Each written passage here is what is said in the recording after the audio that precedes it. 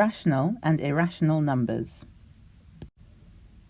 In this nugget, you'll be learning about different types of numbers, including rational numbers and irrational numbers.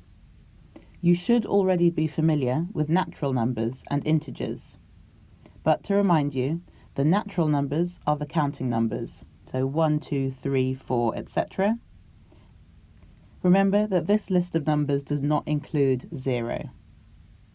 The integers are the whole numbers. So this is the natural numbers, so 1, 2, 3, 4, but also 0 and negative numbers. Now for rational numbers, these are all the numbers that can be written in this form here. So P over Q, where P and Q are both integers. And then finally, irrational numbers are all the real numbers that are not rational numbers. So if you cannot write a number in the form P over Q, where P and Q are integers, that number would be irrational. So now we'll look at some examples of rational numbers.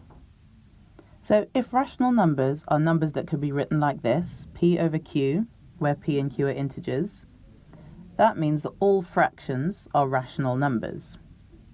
And remember that fractions can be negative numbers.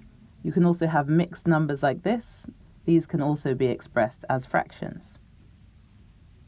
Now integers are also rational numbers because they can be written in this form.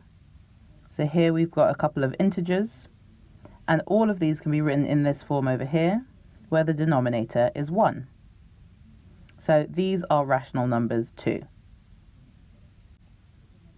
Now terminating decimals are decimals with a fixed number of digits after the decimal point. So these here are all examples of terminating decimals.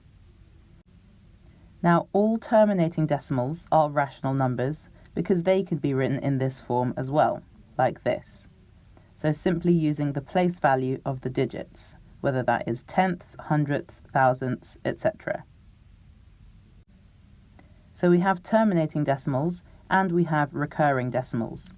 Remember, a recurring decimal has an infinite number of digits after the decimal point, but they do repeat and they follow a pattern.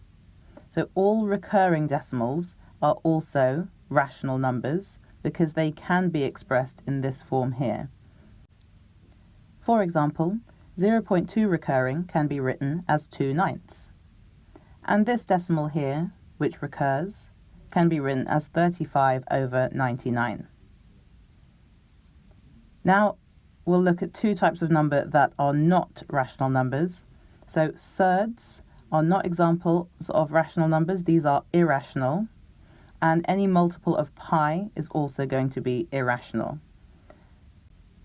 Now the reason for that is that if you did express these as decimals, they would be neither terminating nor recurring. So a surd like this, or a multiple of pi, can be expressed as a decimal that is infinite, so has infinitely many digits after the decimal point, but there's no repeated pattern, so they don't recur and they don't terminate. Now here's a question for you to practice. Which of the following are rational numbers? So remember this definition over here. Pause the video and have a go working out which one of these are rational, which are irrational, and justify your answer using the definition. Press play when you're ready to check your work. So let's go through and see how you did. So this first one, 3 and 5/8 can be written as 29 over 8. So that is in this form, so that will be a rational number. Root 3 is a decimal like this, so it doesn't recur and it doesn't terminate. This is irrational. 0.27 here is a recurring decimal where the 2 and the 7 are both recurring digits. So I can turn that into a fraction 27 over 99, which simplifies to 3 over 11.